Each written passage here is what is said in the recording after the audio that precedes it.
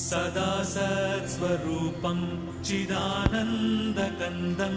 जगत्सम्भवस्थानसंहारहेतुं स्वभक्तेच्छया मानुषं दर्शयन्तं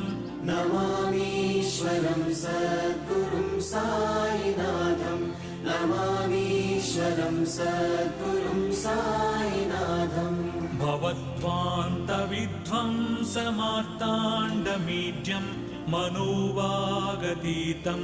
मुनिर्ध्यानगम्यं जगद्व्यापकं निर्मलं निर्गुणं त्वां नमामीश्वरं सद्गुरुं साईनाथं